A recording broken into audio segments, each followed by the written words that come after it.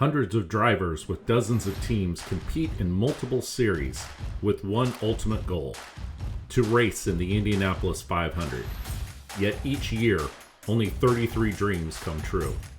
These are the stories that make up the 33 Dreams of Indy. Welcome back to 33 Dreams of Indy. I'm your host, Robert Earl, and today I'm joined by Kent Vacarro. Kent is an up-and-coming racer, lives in the New York area, goes to school in Vermont.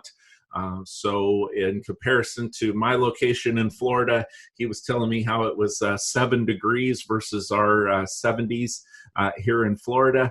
But Kent, welcome to the show. How are you doing today?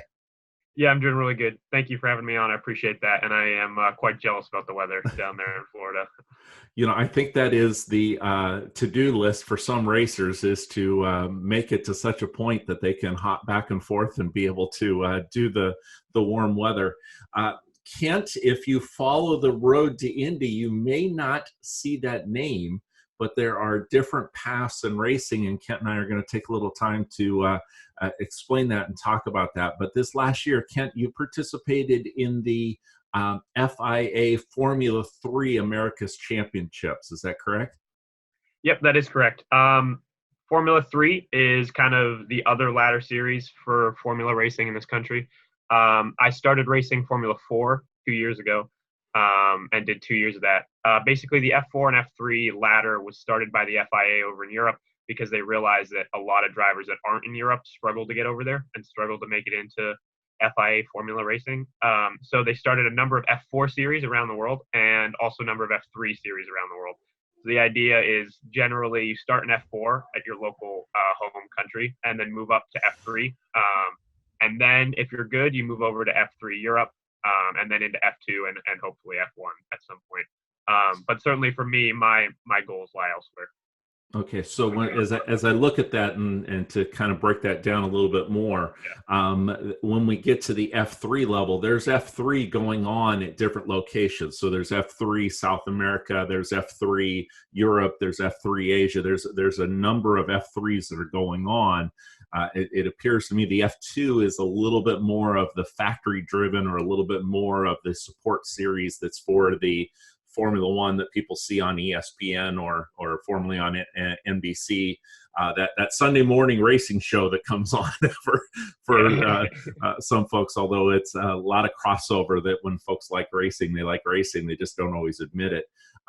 So you went into the F4, I believe, with Monument Motorsports, is that correct? And then they made the jump up to F3. Tell me about how that transpired and how the season went last year. Yeah, I went into F4 with Momentum Motorsports. Really good team based out of New York, just a couple hours south of me. Actually, the closest team to me, even though I'm still a few hours away from them. But yeah, we had a couple really good years in F4. Certainly a steep learning curve for me, my first year of F4. And we started to make some progress last year. And then we decided that it was time to make the jump up to F3 for this year. So I was really excited because we had such an upward trajectory in the last year of F4. I felt like we were really starting to come together as a team. So it's really nice to be with a team for that long because you start to get to know everyone so well. And it's honestly more of a family at this point to me. And I'm just so comfortable when I show up to the track, and I know it's with Momentum. Mm-hmm. So podium finish last year at Barber. Indycar Yep. fans are familiar with Barber. Running on that particular type of track must have been exciting to be able to get that. Also, the race was in the weather, is correct? Yeah, it was. I believe it was actually our only or one of maybe 2 wet races of last year. We ran Barber with Indycar, and there's about 80,000 people there. So it was really nice to take my first ever pro podium in front of all those people, and also in the wet. They say the rain's the great equalizer, and as far as getting a podium in the rain, I guess I can't complain. So. Most definitely. Other drivers that have participated back and forth with F4 and for Road to Indy folks, the Jay Howard Driver Development Team has participated in both series. Christian Bogle took the victory at the F4 race that was in support of the F1 race in Austin, Texas. but Parker Locke, Dakota Dickerson, Jacob Abel has been doing quite well in the series, Antonio Saravalli. So names that we're familiar with, but another series. But let's go all the way back, Kent. What got you into racing? Why does a kid that lives on the border of New York, Vermont, in skiing country, what gets you interested in racing? Yeah, absolutely. It was my dad that got me into racing back in the day. I started go-karting when I was 4 years old, and we're lucky enough that we actually have a very, very small local go-kart track about an hour from my house over in Vermont. So I started there at the age of 4, started to have some success there racing, and eventually moved over to New Hampshire to New Hampshire Karting Association before moving to World Karting Association and doing some races there in the lay-down go-karts. So it's honestly, I was lucky enough that even though, there's not a lot of motorsports around this area, that I was able to find that track in Vermont. And my dad, and I both enjoyed it enough that we decided to get on that path.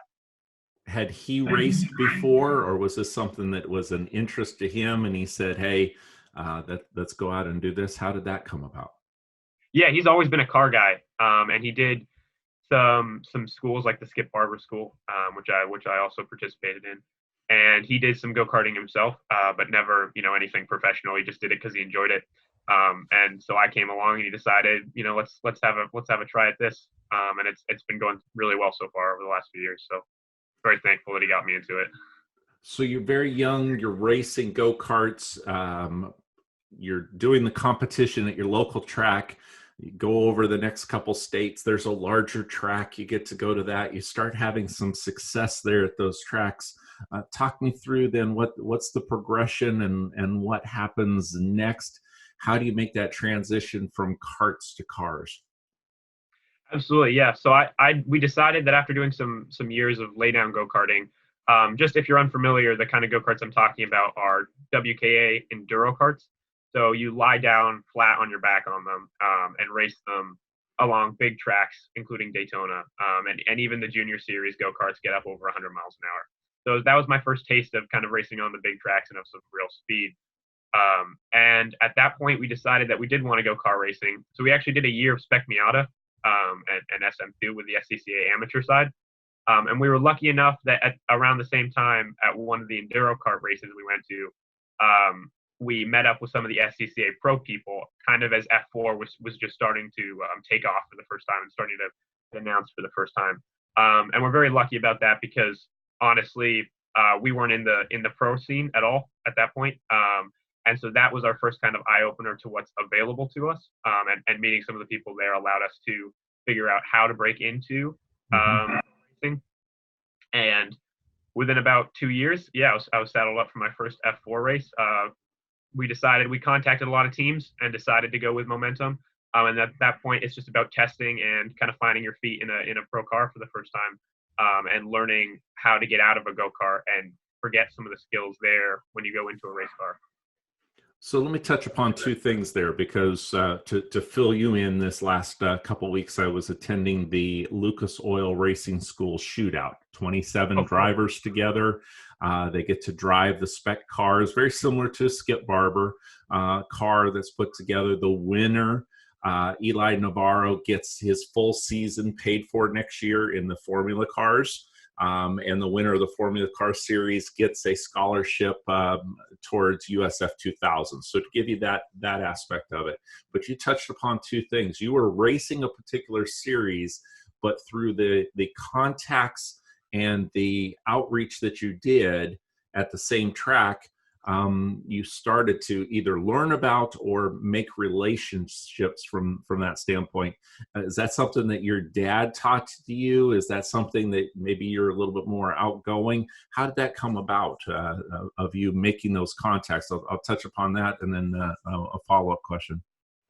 Sure, yeah. Well, the original way we made our first contact is we were, my dad was actually driving to the track from the hotel very early in the morning while we were at that series.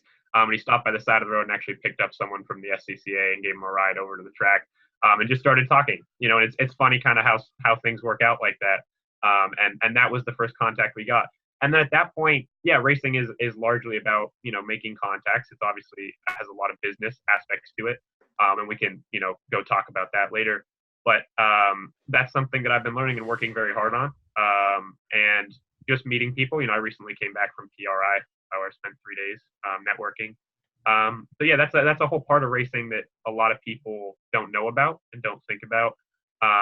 But you absolutely need. And it's been very beneficial to me from all the people I've made and all the relationships I've made over the last few years.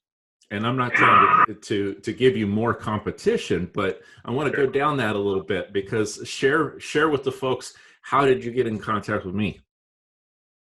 Absolutely. Yeah. Correct me if I'm forgetting anything, because it was a few months ago at this point, but I believe I just reached out to you over Instagram and DM'd you. Yeah, I'm always looking for opportunities to get my name out there, get myself out there. And, this is a perfect platform for it. So I appreciate you letting me come on. You got it, Ken. And for those young drivers out there, what he also did is he led with gratitude. He led with thanking, led with kindness, and how to help. So by doing that and doing the reach out, and that segues into the other question, then you talked about that you reached out to a lot of teams. Why you? What makes you stand out over another driver? How did you go about that? What was your mindset as you approached that? Yeah, well, it's largely about research and just gathering facts, and data. I'm big about that. I like to make informed decisions on those kind of things. I think as many people do. But yeah, I certainly am trying to be the whole package, right? That's kind of my goal. That's what I have in mind, that I'm striving for. In particular, the person I always look up to is Joseph Newgarden from Indycar. And the reason I look up to him is because he is the whole package. He's an incredible race car driver, very fierce competitor. But I always tell this story. Earlier in the season, my dad and I were watching one of the races from Detroit, and he led the last few laps at Detroit. It was like a come from behind win. One pulls up to the fountain there in Detroit, and he gets out of the car, and a reporter sticks, a microphone in his face. And he gives one of the best 2-minute interviews I've ever heard in my life. And I remember saying to myself, if you gave me 2 days to write an interview, I would have been able to do as good of a job as he just did. And he just got out of the car. He was sweating. He was full of adrenaline. He's been exercising for the last 2.5 hours. And just the professionalism that came off of him then was incredible. So that's kind of what I'm trying to look up to and work out. And that's what the sponsors are looking for. It's really what is needed nowadays to be able to go into that, and especially as more and more of the opportunities come with you need to bring the check, or you need to bring the sponsorship that goes with you. So you had an opportunity as I go through to did the Miatas, got into the formula cars, the open wheel cars. There's such a back and forth as to what those are called, but people know what we're talking about. You've actually had the opportunity to test an LMP3 car. I went to the Michelin Encore at Sebring. What was it like to drive an LMP3 car? Yeah, LMP3 cars are great. That's certainly Ligier, who works with F3. Who's been a great partner of mine, and I really like the guys over there. They obviously have a very competitive LMP3 car that they've been working with, and that's definitely something that a lot of F4 and F3 drivers are looking up towards. In particular, I went to Motorsports in Canada this year and introduced myself because I was looking at P3, and I hope that's an option for me down the road. And one of the team owners I talked to said, "Oh, you're an F4, F3 kid. That's great, because whenever they come over here, they kick everybody's butt." So, I think that speaks to the strength of the series. And yeah, the cars are obviously very, very fast, very quick, good learning. And yeah, I think there's a lot of opportunities there in the future. Growing up as a stock car boy, they're the closest that I've come to it being the sound of a stock car, and the way in which they rev down the engine or down the straightaway it goes into it. So what is the ultimate goal? What is it? And when, so it's kind of a two-part, when did it become just from fun to, hey, I really want to accomplish X? So when did that transition come, and what is X? What is the fill in the blank as the ultimate? Yeah, absolutely. I guess we'll start with the X part. The X is being one of the 33 drivers in the Indy 500, and hopefully having a successful Indy career. That's absolutely my goal. Is what I've been looking at for a long time, and that's where I want to be. I think that's an achievable goal for sure. And I would just be ecstatic and very thankful if I could ever get there. And yeah, to answer your other question, it's a good question. It's almost hard to know when that switch flipped because it was kind of gradual. But certainly, as we started to have some success in karting, it was my dad and I talking about, oh, what can we do for the future? Whether that's some advanced amateur racing or some low level pro racing.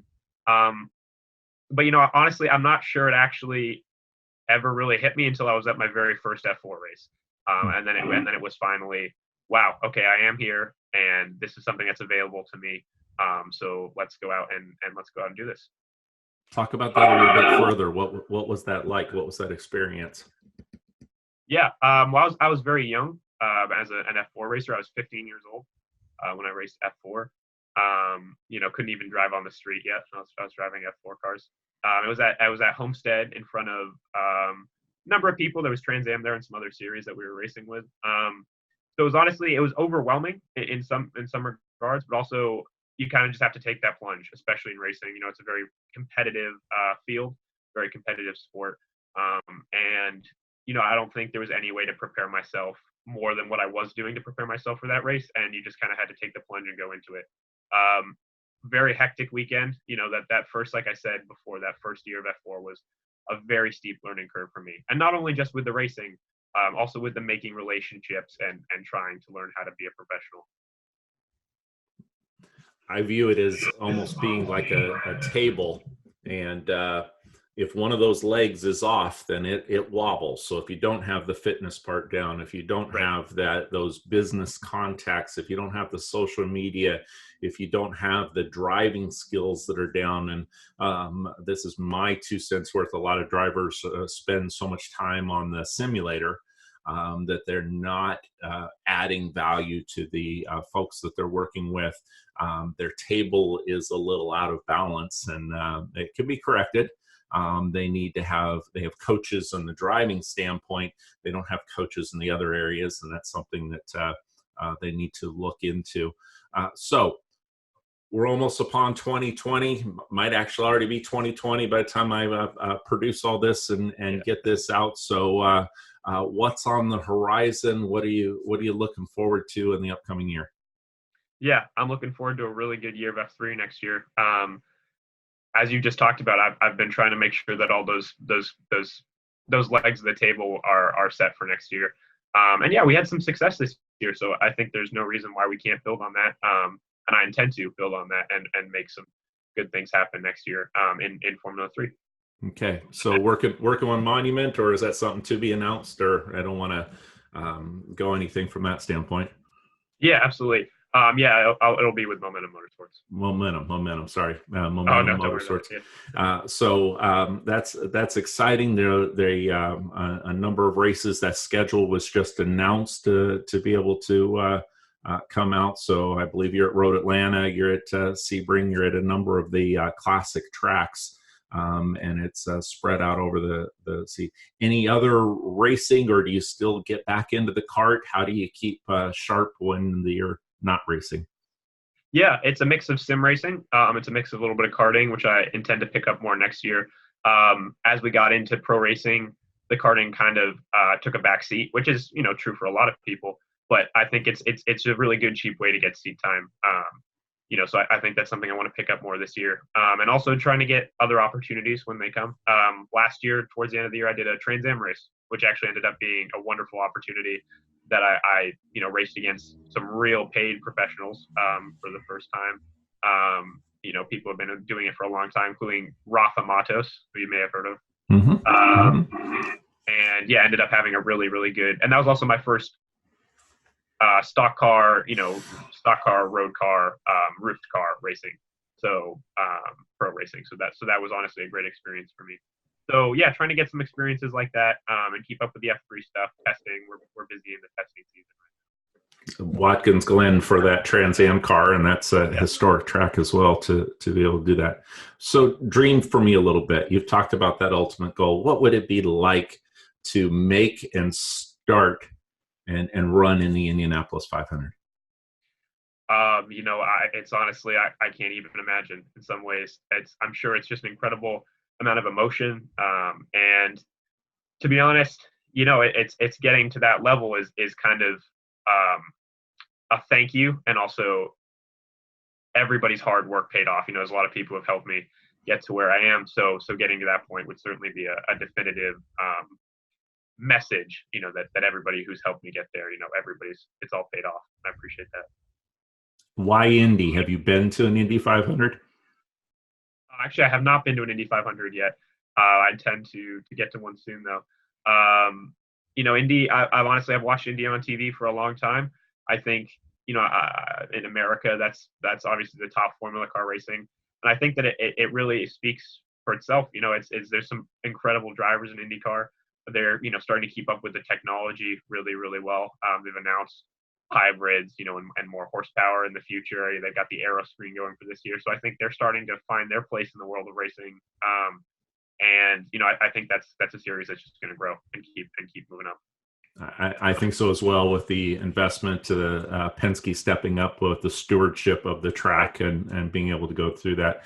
You've had an experience that a lot of the F4, a lot of the Road to Indy drivers haven't had.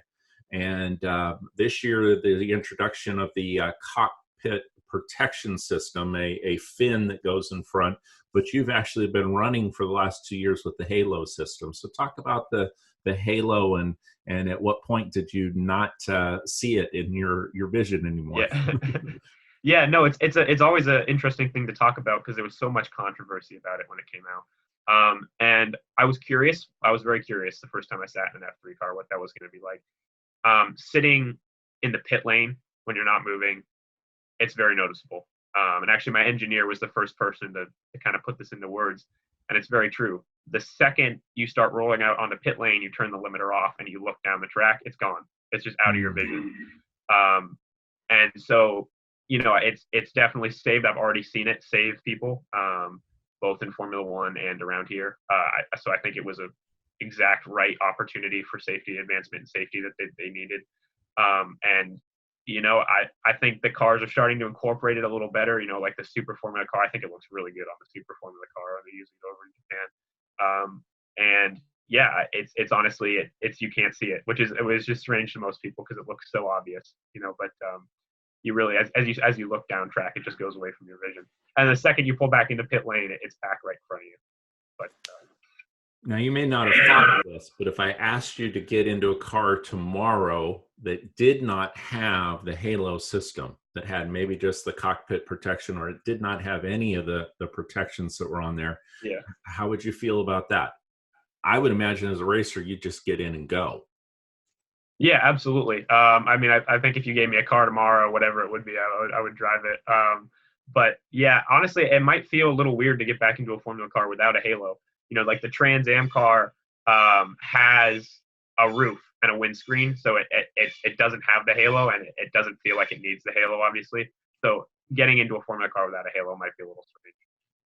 Yeah. And those cars over the years, they used to not have a protection bar in the middle of the windshield. Right. And that allowed items to come in. They put in stock cars the Petty bar, because Richard Petty had a wreck at one time, and there was an item that came in through the windshield and barely missed him.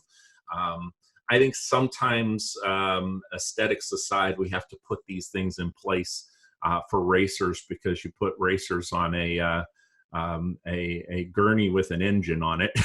Yeah. And they would figure out how to go as fast as they actually could, or if they were racing lunch carts, they would go right. as quick as they could. So we sometimes have to protect you guys and gals against yourselves. Well, Kent, a great opportunity to get to know you a bit. I always like to give the young drivers an opportunity to give a shout out to those that have helped them, those that have sponsored them in the past, and to their sponsors. So go ahead and do so. Yeah, absolutely. I appreciate everybody who's working with us in F3. including Honda and Ligier and Hankook Tire. I'm looking forward to a really good year working with all of them and growing my relationships with them next year. So thank you to them.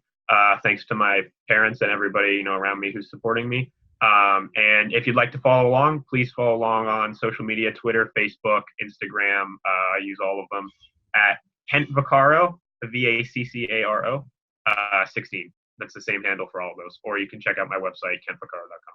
Fantastic. Okay. Well, Kent, enjoy the upcoming season. I'm going to touch base with you during the season, so we see how things are going. Especially there are a couple overlap events that are going on, but we'll definitely check those things out, and wish you nothing but the best when you're approaching that F3, and for folks a little bit different path on the road to Indy. But as far as the drivers are concerned, honestly, I got to say that you brought up the Super Formula. This came to light, or people were asking me, wait a second, I thought the road to Indy, you had to follow that progression. Then all of a sudden, Dale Coyne announces a new driver that hasn't run in those particular series. So we have to be on the lookout for drivers all over the place. But thank you, Kent, for taking the time. Best of luck to you in the upcoming season. For those of you that want to continue to get these types of interviews on YouTube, please hit the subscribe. You'll be notified when we post a new episode. And as we head into the new year, those episodes are going to be coming much quicker. Also on all of the major players, Apple, Google, Stitcher, Spotify, and the iHeartRadio podcast. So technically, we've got all of those areas covered. And as you're heading into the race season, you're going to be in the car or in the plane a little bit more. I would love for you. I'd be honored if you'd subscribe. So until next time, Kent, all of you out there, keep dreaming. Thanks, Robert.